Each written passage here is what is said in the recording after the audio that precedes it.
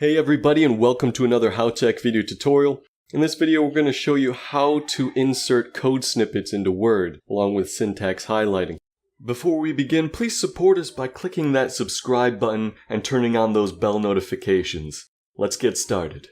So the easiest way to do that is to, if you already have it up in Microsoft Visual Studio, Control A, we're going to select all of that, copy it, move over here, Control V to paste. And then we have it all right there. However, you'll know that it's throwing some errors here. We can go ahead and add it to the dictionary. We can do all that. But the better option, I'll just undo that there.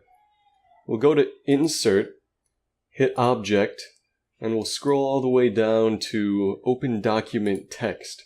We're going to hit OK on that. And it'll open up a new Word document for us, and we can go ahead and paste it in this new Word document. You'll notice that there's a bit of a tabbing issue here, so I'll just hit enter and sort of tab that over. I'll use the ruler here to guide it in perfect. To see the ruler, you can go to the view and hit ruler. So this is our sort of new document. If we X that out, you'll see that in our original document we have it inserted right there, and it's sort of like a table sort of object now, or like an image, but we can go ahead and when we double click it, we go into sort of edit mode of that object.